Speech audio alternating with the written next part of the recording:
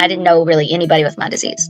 So like for me, I presented at 2.5 and I lost a third of my body weight before they figured it out. Be open to not and accepting of you're not going to always be the right fit for a designer's look. And it means nothing against you as a model or your look or how your image is. You don't want to offend a culture, and you also don't want to be rude in any way when you're talking about things that are special to them. So for instance, for the indie show I just did, they asked me what was a piece that meant a lot.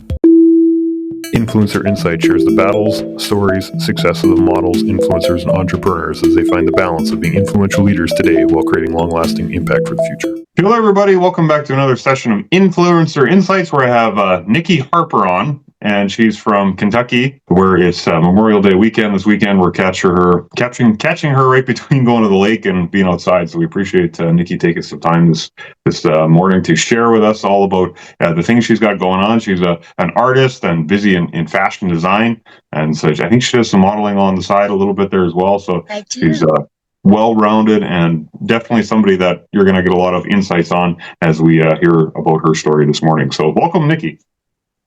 Hi, thank you for having me. Yeah. Tell us a little bit about yourself. I kind of gave a really brief introduction, but did you grow up in Kentucky? What's the background like?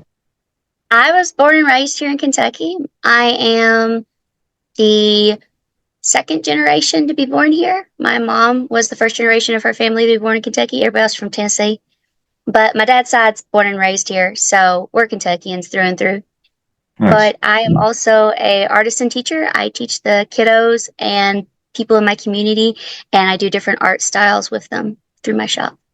Nice. If you get a chance, anybody's listening, to check out Nikki's page, you'll see all kinds of really cool pieces that she's put together. So she's definitely got a lot of skills, and a lot of creativity goes into those things. So what was kind of moving into growing up in life? Like, well, how did you get started in the whole art and design and fashion life?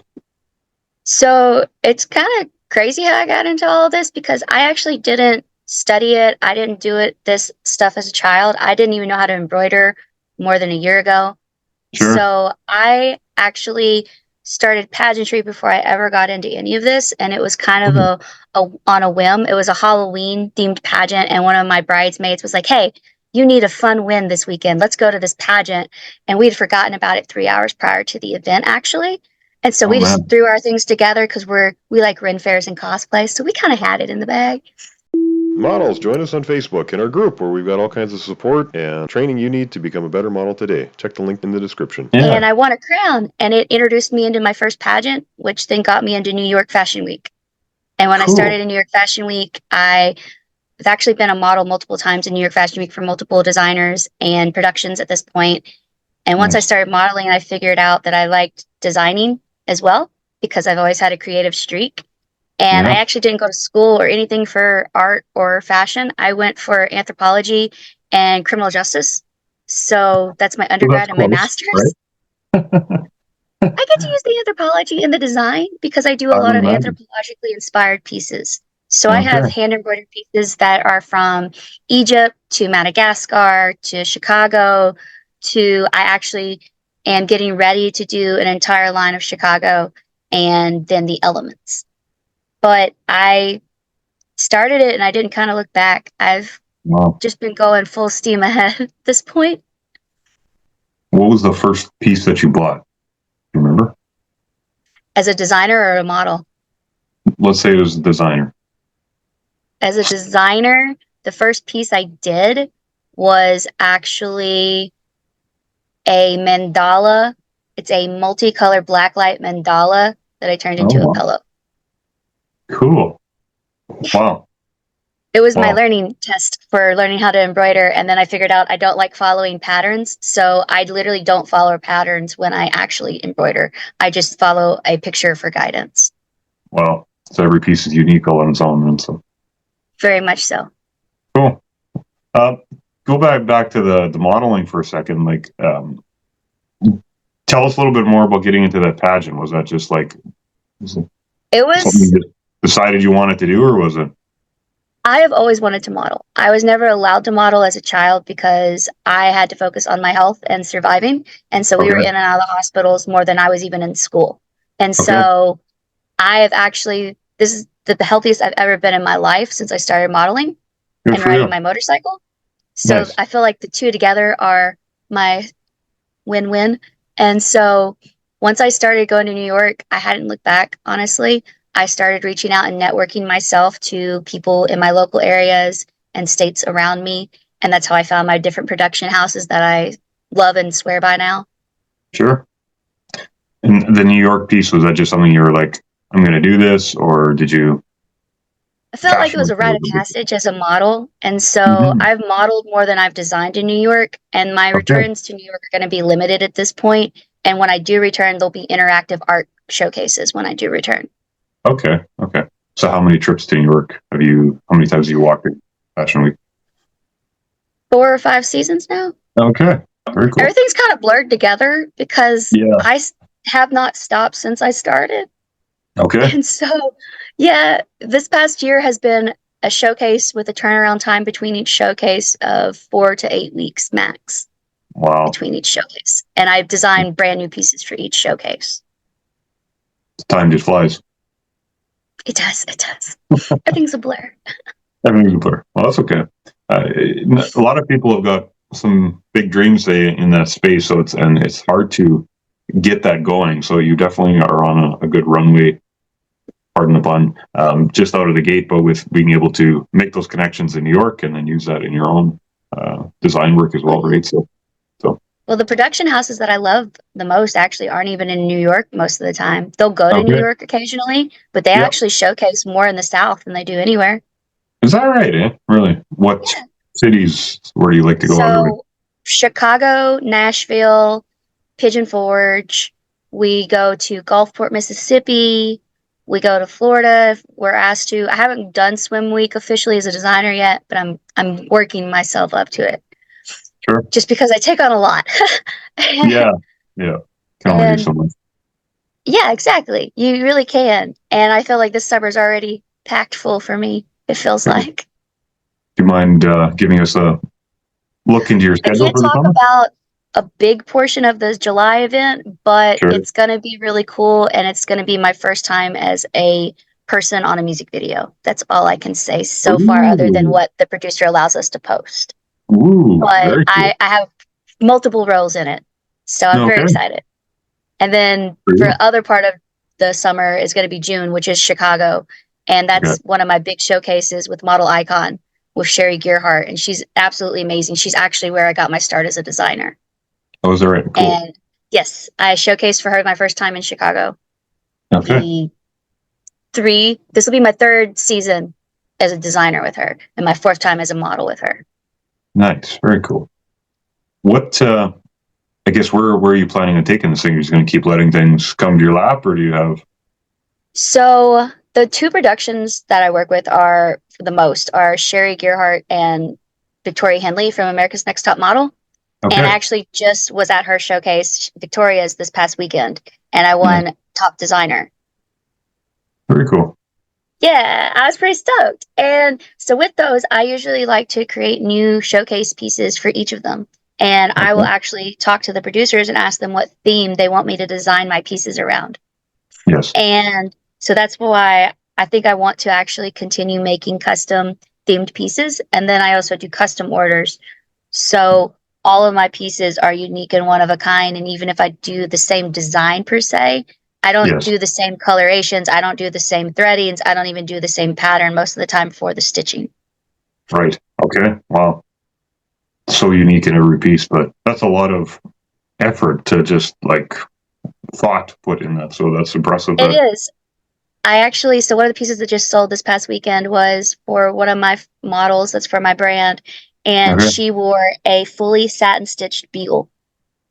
So it's one of the full fills. And most of the time, if you see a full fill embroidery piece, it's done by a machine because they take forever to do. Right. But I do everything by hand because I don't yet know how to work the machines yet. Right. It'll come all in good time, right? So eventually, it'll get there eventually. Yeah, exactly.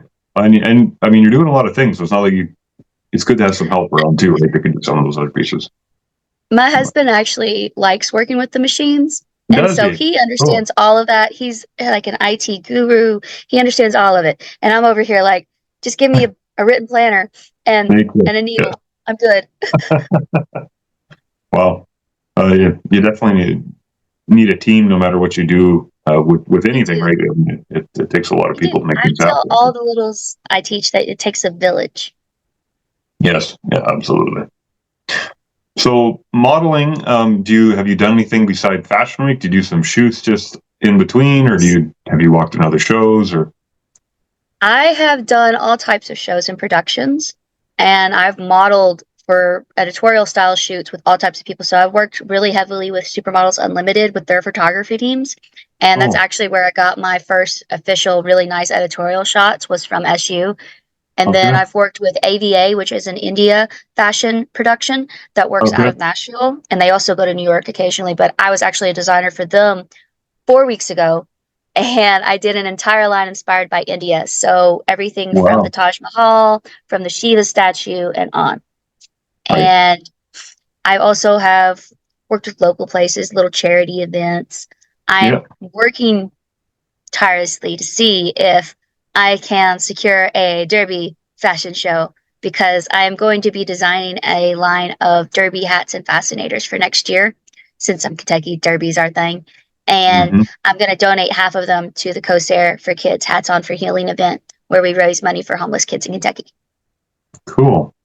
What a good cause, eh?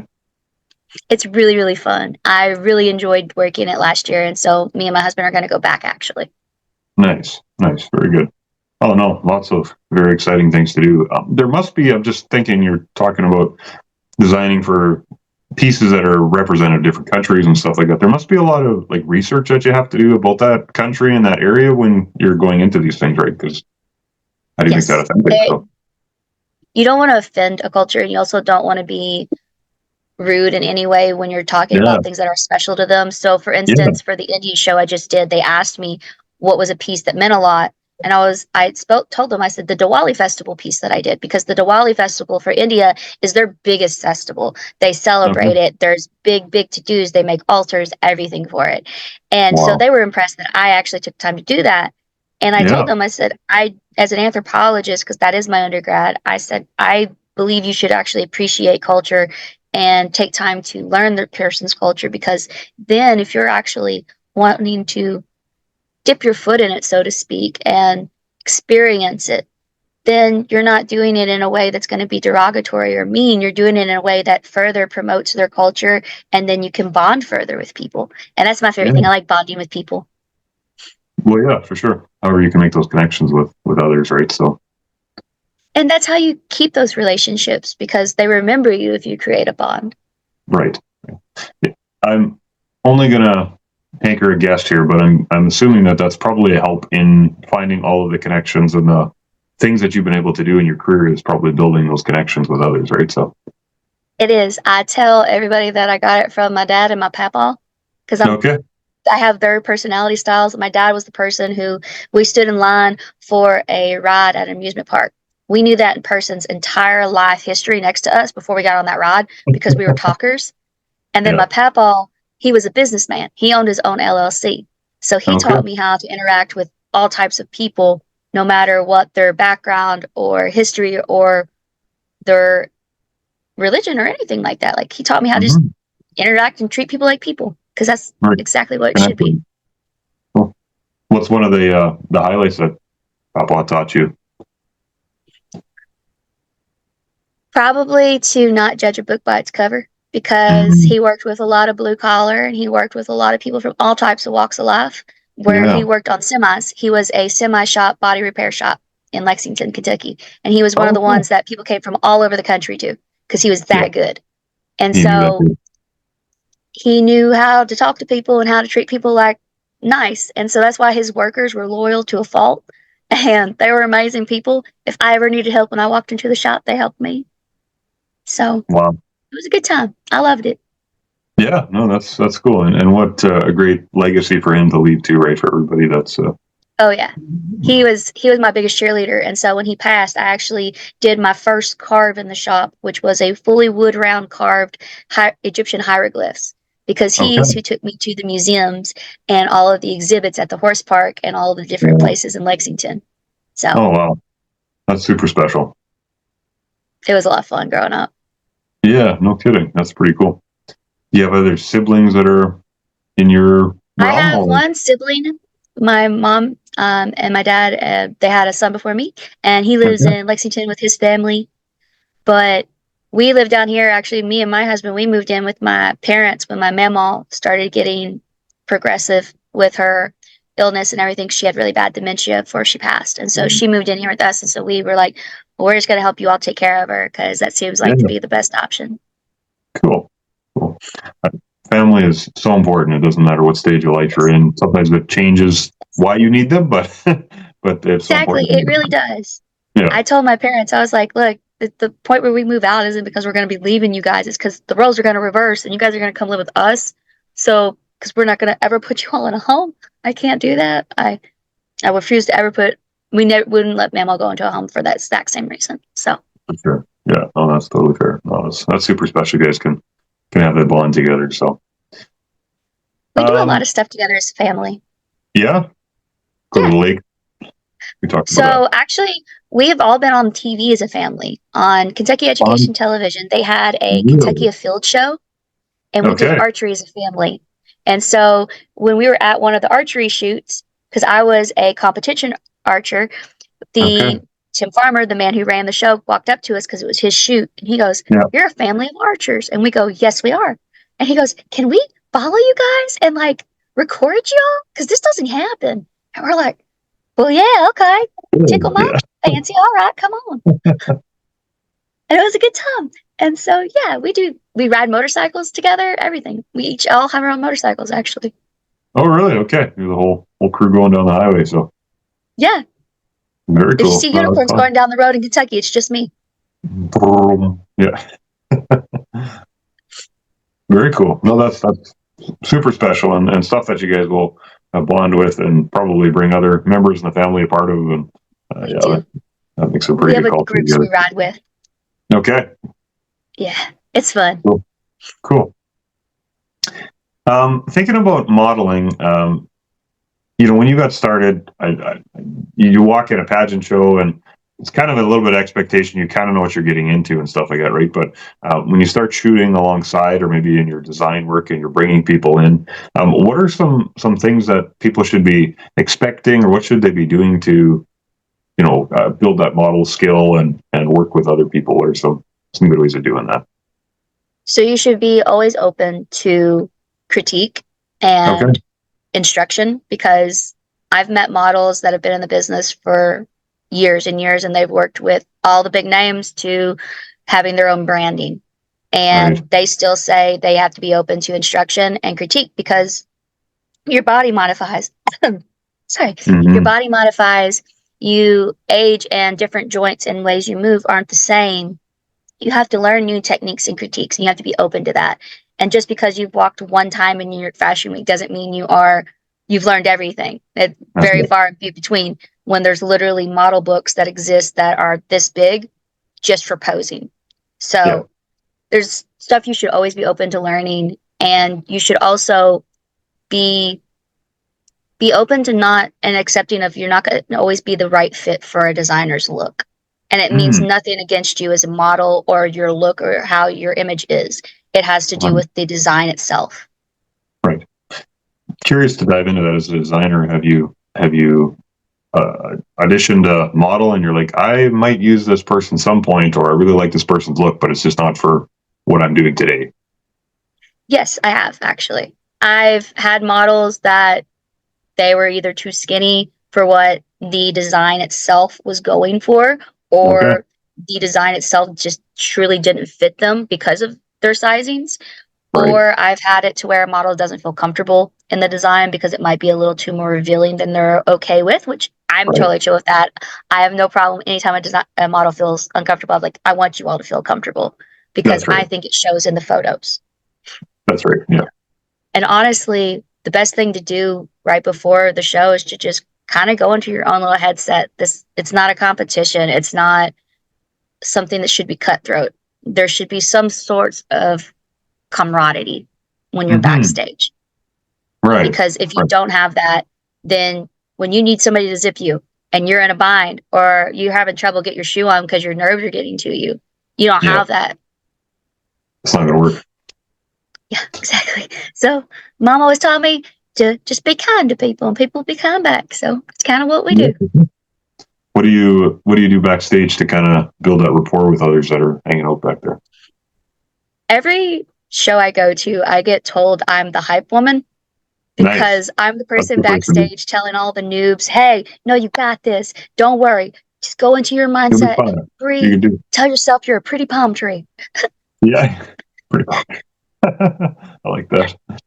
Absolutely. Totally works though. It does. And they'll ask you for poses. And I've worked with several different houses, so I can show them some different posings and stuff for their different looks. And it usually helps to just walk over your look right before you walk anyway. Yeah. I like to help. Yep. What do you like to do personally for posing? Like what's kind of your style? I am really, really fond of the T poses now, thanks to Sherry, because that's kind of her staple. She loves doing T poses because of how elegant they look on each body. Right. And so actually the walk we're learning right now for the next show, I absolutely love. And it incorporates a good portion of T poses in it, which I think is why I like it. But I will actually show models at the shows how to do a T pose because it's going to get them really good shots and it allows them to angle at different parts of their shots. So like if you're in the T pose, you can literally spread here to here. It's super easy to do and it still makes really good lines. So I always tell them to do that. Very simple, but structurally straightforward. And yeah, it is. Cool. Oh, that's a good tip there. So, do you have any designers or brands that you'd like to work with yourself in the future? Or yes. So I have always loved the Anna Sway. I think that's how you say her last name. Okay. But she is a Asian designer who does really, really amazing pieces, and I love extra. If it's extra, I like it. She even makes perfumes, and she has a perfume that is literally a unicorn. And I have it because I identify as a unicorn. And it smells amazing. So I would love to work with people like her just because I really love any designer that does artistic style designing, which is why I actually have several collaborations in the works right now with several of those style designers that are the smaller designers. So from Otech, the Genius, to Artistically Designed by Diane. She's actually a jewelry designer that's getting ready to design an entire jewelry set around a new design line I'm doing for an upcoming show with Victoria in December. Right. And I love it because I can do a lot of different things. And so I guess that helps because I actually introduced my headdresses this past week, which are hand-carved animal headdresses. And I actually repurpose the skulls. They're real skulls, and I'll bleach and sanitize them, and then I hand carve them, and then I mount them on a headdress, and then I pad them so they're comfy and you forget they're on your head. That would be a feat to make a skull comfy on the head, so that's impressive. So I have done it, and I sat one on my bald head, and I forgot it was on my head until I moved my head too quickly. Yeah. So curious, any kind of skull specific that you like the most, or? No, not really. I really love to repurpose any of the skulls because it's my way of saying, hey, I know you've passed, but this is my way of honoring the animal. And I like to do it that way just because I love animals. I'm a very big animal person. I have 6 dogs. So, 6 dogs. Wow. 6 dogs. Okay. 4 large breeds at that. Okay. Wow. That's a lot to look after. It's a lot. It is, but they're my babies. They probably look after you though too. So. They do. One of them's even a model. So. Really? Yes, my service pug is a model, and he gets to model this December on the runway. Nice. What is he modeling? Is it like a dog's clothing or a collar? It's a couture dog line of clothing that one of my designer buddies makes, and she loves her dogs, and so Johnny Cash is going to be perfect for it because he's a ham. He's Johnny Cash, the pug in black. That's pretty slick. I like that. You better post some pictures online because I want to see this guy. So. Oh, you will. He's a ham. He's my baby, though. He is such a ham. How long have you had the pug? I've had Cash since he was born, and I've had him now for 9 years. He's Oh 9 boy, now. Oh no, he's 9 now. grown up. I didn't think about that. We Yeah. we had my service. He's my service dog, but my other dog Mhm. that I'd had, he was actually a search and recovery hound, Okay. and he lived to be 16. So, and Wow. they don't usually live that long. Yeah, that's good years for them. So dog Oh years, that's yes, what 120 or something like that, right? So whatever it is. and he was definitely an old man. If he was unhappy, he would bay and let you know. Doesn't let you forget, eh? So Oh no, definitely not. that's good. Yeah, animals definitely bring a lot of light to a lot of lives. So that's important that you can have so many of them around you. So It is. They were actually animals were the thing that helped me in the hospital because they would bring dogs around on normal rounds when you're hospitalized for long periods. And so right. I would get the hospital dogs, and then my doctors actually, I had doctors that would bring their personal dogs in just for me to see because they'd get Okay. annoyed that the hospital didn't bring enough dogs to see me. It's It was helping, great. right? Just keep doing what's It working, right? did. And he was like, I don't care what the hospital says. He just brought it in and brought it right to my room. And I Okay. was like, I'm not going to say anything. That's awesome. Wish we had more of that going on, right? So Right? We need more of that. yeah.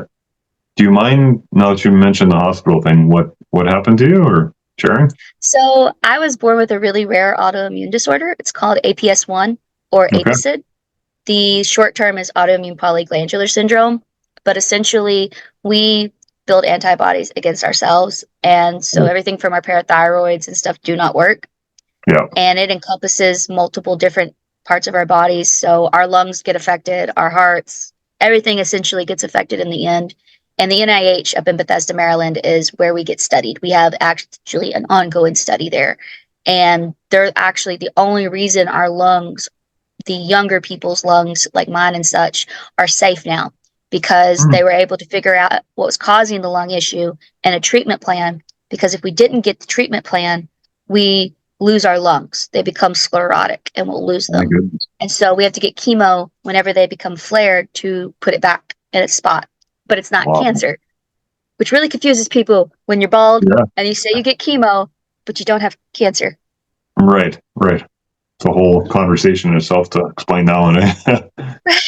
It's its Okay. own conversation. Oh man. So how often do you go for chemo then? So Depends. that is only when the lungs flare up. And I've only thankfully had to have you get 2 rounds each time. And Okay. I've only had to have it 3 times now. Okay. But it can flare out anytime it wants to. Yeah. They tell us pretty much if we take care of ourselves, which some of us that are the overachievers in the group, we very much seem to have it figured out in a way. We have to listen to our bodies more than the average person, of course, just because our bodies are way more sensitive to certain things and Yeah. he can hit us in a way that it doesn't hit a lot of others. And Right. so as long as we're mindful and respectful back to our body, we can do a Yeah. lot of stuff. There's actually people with my disease that one of the girls, Gabby, she actually goes and she runs the Spartan marathons. Okay. Wow. That's Right? a Like she's pretty intense awesome. deal. I find it awesome. There's Yeah. several of us. We don't, none of us let it stop us. We have a support group and everybody in it's amazing. And the NIH actually works with the foundation for our disorder, which Cool. one of the parents is one of the founders for so he helps run it. So it's kind of like a nice big family for us all. Right. That's super cool. And so important that you have that network around you as well, right? Like, It is because I did not have that growing up. I actually didn't get that network until I was an adult. okay. And growing up, I didn't really know many people I didn't know really anybody with my disease Yeah. No until I was kidding. an adult. Yeah. Because there's not really here in Kentucky. It just Yeah. doesn't really exist. And your family There obviously are a is few here. nobody in your family has the same. No. Okay. So they think Mamaw was my trigger for it because she has a different type. So there's more than one type of APS. Okay. And we have type 1. We think my Mamaw had 2 or 3 because she didn't present the same. She didn't present till her adulthood. And a good portion of us present young. Right. And so like for me, I presented at 2.5 and I lost a third of my body weight before they figured it out. What? So I got a feeding tube That's thrown scary. in me and everything. Okay. And it was only because my mom fought for me that I got to Right. go to the hospital and saved me. Well, good. And so at this point, I don't have a feeding tube anymore, which I'm really happy about. The first Right. year, I had a summer that I didn't have the feeding tube, and I got to go down the slide on my stomach for the first time in my life. Felt like $1,000,000, but No kidding. Wow. it was an interesting feeling too, because I was like, oh, this is weird. I was kind of terrified at first. I was like, oh no, am I gonna get hurt? Yeah. Oh, look at me. You just roll with it. And so, Wow. like, even when I had the feeding tube, I played sports and everything. Okay. That's crazy. And so young like that to have to be dealing with those appointments and stuff like that. Like that's a pretty serious thing. So You learn to roll with it. I yeah. think that I tell my family, my friends all the time. I told them that I don't feel like I would be the same person if I hadn't gone through what I went through growing up, No because kidding. it made me resilient and also made me empathetic to others in a way Yeah, that I think a lot of people lack empathy. probably. Yeah. Yeah. Oh, that's right. Wow. What do you do, Nikki, to stay kind of like there's tough days for everybody, and you seem like a very well-rounded person and able to pick yourself up very well. So that's impressive and awesome to see. You're a good example that way for everybody else. But what are some things that you do, some practices in your life that help you stay up even when things maybe don't always look so great? So I really, really like to ride my motorcycle when I'm not feeling the best Oh, mentally. As long as I'm healthily, like physically healthy, I'll get on the yeah, motorcycle, because you can kind of just get wind therapy and yeah, blast your music in your helmet and just go on a country road. And there's not many people on the country road sometimes, especially if that's everybody's at right. work. So it works. And then I really love swimming. Swimming is one of those things, the water kind of grounds me, just Okay, because my grandparents had a pool in the backyard growing up. And right. so I grew up in that pool. That's where I learned to swim, everything. And Papa's way of teaching you to swim was picking you up and throwing you in the water and saying, swim. Surprise, Learn surprise. how to swim. You'll be fine. You'll be great. You'll be fine. And he Yeah, made a monster of it, because then I would make my dad throw me in the lake off the boats. And all the parents around you stare at you like yeah, terrified. What are you doing to your child? yeah. I'll do that. Yeah, you just roll with it. There's life throws lots of curveballs. And as a young child, I was told to live each day one at a time, like it's your last, because we're never guaranteed tomorrow. But the memories you make mean more than anything you can buy, any amount of money you can spend, because those memories stay with you even after the money's gone. Yes. Yeah, absolutely. No, that's a good perspective and something to keep in mind though, for anybody too. Sometimes people have it, more together than they think they do, and they're looking at all the negatives that are going on around them when you realize that it's take the moment, enjoy what it is, right? So Yes, I tell my mom all the time, I was like, look, negative Nancy, you're gonna have to cheer up, because I ain't yeah, dealing with it. And yeah, she knows I'm just like Mamaw was in that regard. Mamaw was my sunshine. We literally called each other sunshine to each other. That was our cool. song, actually, You Are My Sunshine. And she would doll me up and take me everywhere. And she would Cool. make mom smile. She would force mom to smile in public, even if she didn't want to, just because Mama had this view of, if everybody's smiling and happy, then everybody's happy. That's right. Exactly. So she felt that was the way to be. She's right. She's absolutely right. So very cool. No, that's super special. And yeah, the relationship you have with your family seems to be something that's really special and important to you. And I think that's a wonderful thing because unfortunately, not everybody has that in their lives, and You know, it's so good to build that, right? So it's actually growing up, everybody would laugh because I actually knew my great grandparents even. And I was okay, actually close to my great grandparents. I knew my great cool. granddad till I was a freshman in high school, and I knew my great grandmother till I was a junior in college. Wow, wow, Yeah. that's really So I special. got to know family stories and everything. And I actually learned how to make her chocolate cream pie from scratch. That's a good thing to carry on, right? So Papa said I was the only one that made it just like her. So I was like, well, that's something, because she was a okay, good cook. wow, no, that's cool. Special for everybody. So um, when you're out modeling and you're doing that work, what are some things that people should be cautious of?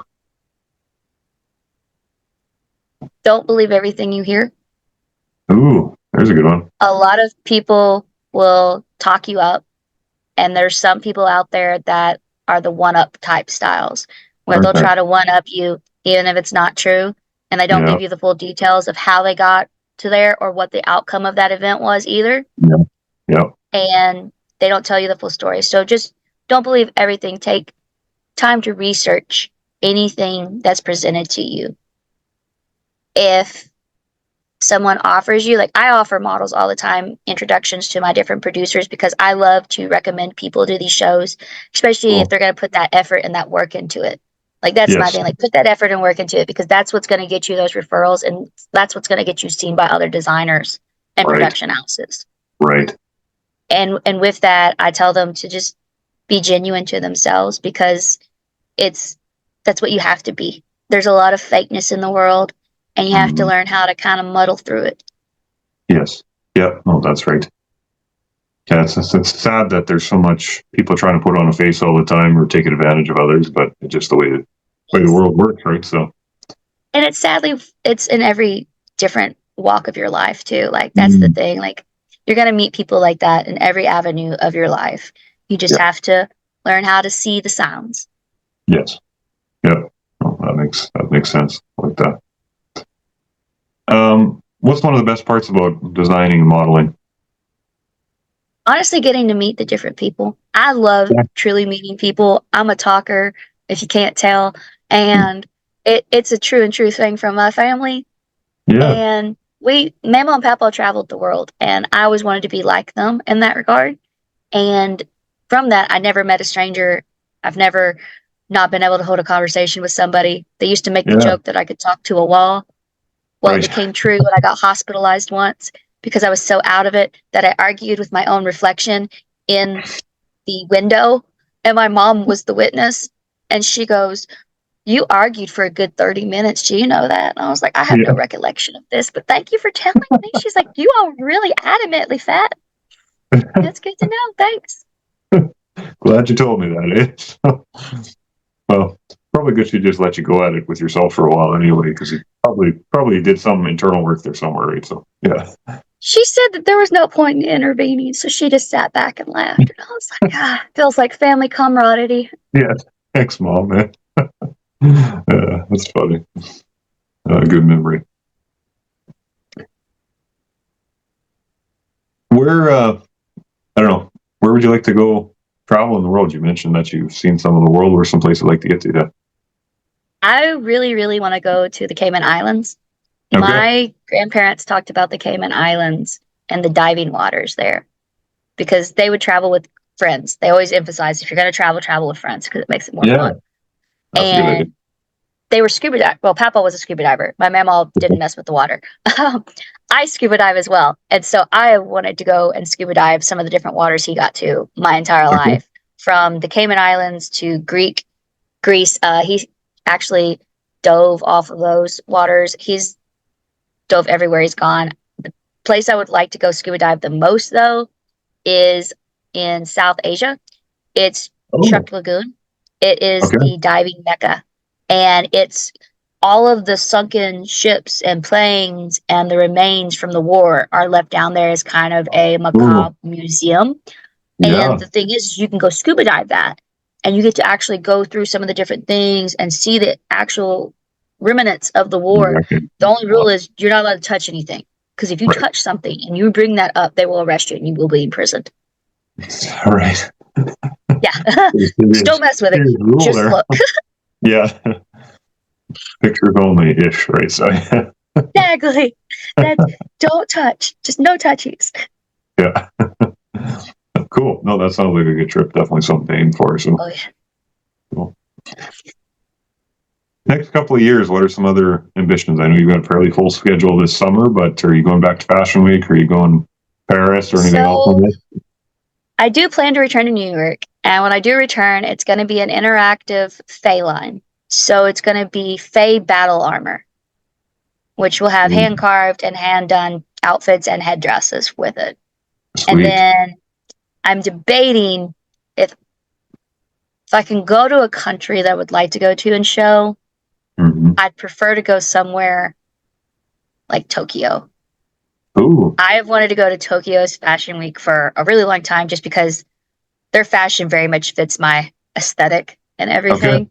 Yeah. I literally have robotic tails and ears that I had Cool. 3D printed for me just because I love characters and cosplay and everything. Like, life is too short to not have fun and enjoy it.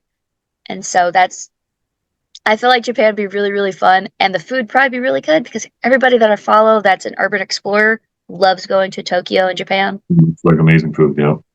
Yeah. That's, And they can eat so much food for so little. no That's kidding. what I'm trying to say.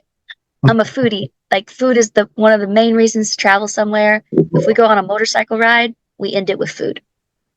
Fair enough.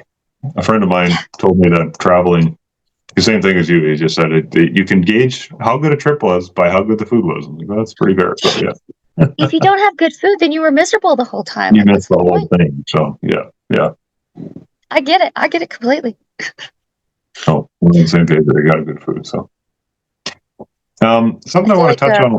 Oh, yeah. What? Just touch on a little bit in a different angle a little bit. So we talked a little bit about how you stay up and that kind of thing, but mental health is such an important thing to kind of be discussing, especially in the industry, because there's a lot of pressure, I think, on people. And you kind of dived into that a little bit, but just thinking about encouragement for others, what are some things that you would tell people to kind of, what are some areas to work on or how to stay positive through some of the challenges that come with working in the industry? So my biggest thing is that, and I tell this to all my models of all sizes and shapes, is every model's body is a model body. It just depends on what the gig is. So I tell them that because I have many models that have come to me after shows. Even after a show for myself, I've been upset at times because body dysmorphia kicks in. And you judge yourself based on how an outfit fits, based on your regular sizing, even though all sizes are arbitrary numbers that don't really matter at this point. Because every designer and brand has a different sizing method. So they're literally just arbitrary numbers like weight. So I tell them that because it doesn't matter what that number on that sizing is. It matters if the designer has actually made the outfit where it fits the different body types, because there's multiple body types. Yes. And if you're not making if you're only making one style body type outfit, it's not going to fit all the models that are at that show. It doesn't matter if they do wear the same size. It doesn't matter at all. Doesn't work, And I've had models absolutely sob to me, and it breaks my heart because I'm a fixer. I like to fix things. And if I see somebody hurt, I don't like it. It destroys my heart. And so I'll console them and be like, don't you worry. Because my outfits, I think, makes people feel good sometimes, because some of the outfits, they can be smalls and still fit larger sizes. And then I have mediums that fit my bigger sizes because of the way I design them and the way they stretch. And I'm getting ready to design them to where they can actually be adjustable as well. I'm going to be adding corsets next to the designs. Okay, cool. It is a struggle in itself, but I always try to be encouragement backstage, because it can get very overwhelming. And there's always going to be one or two people that is at every show that is not kind. That's right. And it just happens. And when you find that person, you smile. And that's all you do to them. Smile. It is the best way to deal with people like that. And then you don't have to feel any guilt about being a negative or nasty person either. You just smiled and held your head high. Yep. That's all you can do sometimes, right? So it is, because you're not going to change some people's minds. You're not. They're set in their ways. That's right. Yep. Like you say, negative Nancy can be whoever they are, but that's their thing, right? So keep it away from my aura. You got it. Cool. No, that's really good advice. How do people, like, if they want to follow you in your journey to watch Cash or some of your other designs that are coming up, what are some ways that they can get a hold of you and follow along there, Nikki? So my Instagram is my biggest platform, I would reckon. It is EKU Bear Hunter, all one word. And I really did hunt a bear. Nice. So I really did. It was a Make-A-Wish style hunt that I got to do. And it was amazing. And I got a 495-pound black bear. Wow. One shot with an old cowboy gun. It's a big hunt. Yeah, I was pretty stoked. He was a big boy too. He's nice. I donated all the meat to the village that I hunted him in. Yeah, the little town that I hunted him, and I donated all the meat to it, and they purposed everything in there, from the fat to the meats. Wow. I'm guessing you But got the bow? I got him with a 44 Magnum lever action cowboy rifle. Okay. Well, that would take care of that problem. Yeah. Just a little, but it's really fun when you do a hunt there because they'll smear the blood on your face, like kind of like Native Americans do. But I Yeah. had Yeah. full makeup on and diamond sapphire earrings because I was going to add a class to the woods. So there's literally a picture with full makeup, diamond sapphire earrings dangling, and bear blood right across the face. Right. Okay, that's pretty cool. Not gonna lie. So, I must The say, evolution of me. please take this as a What? compliment. You're one of the most well-rounded designers I've met. I think that's pretty cool that you got so many different Thank you very angles to life. much. So, I so, have learned that since life is short, you must always take advantage of opportunities and live. And yeah. that's why we ride. That's why we scuba dive. That's why what else do I do? I bungee jump, and I also skydive. I couldn't think of the word for a minute. Skydive. But yeah, life's too Very short. cool. Go do it. If you have a desire, go do it. Just do it. Don't Yeah. ask questions. Don't think people are going to judge you. If it makes you happy, do it. Yeah. Well said. Oh, that's good. I think that's probably a great place to kind of wrap this up. Nikki, appreciate your time and sharing about your story. And again, we're going to be looking forward to watching all the things that are coming. Do you have one big thought that you wanted everybody to capture right at the end? Never let anybody dim your rainbow. Well said. Shine bright. Yes, Cool. Well, yeah, thanks, Nikki. I'm looking forward to, again, watching you down the road, but also maybe catching up and seeing where things land for you and hearing about all the good things to come. So appreciate you sharing and taking the time today. So thank you. It was a pleasure. you bet. Sounds good. Take care. Thanks.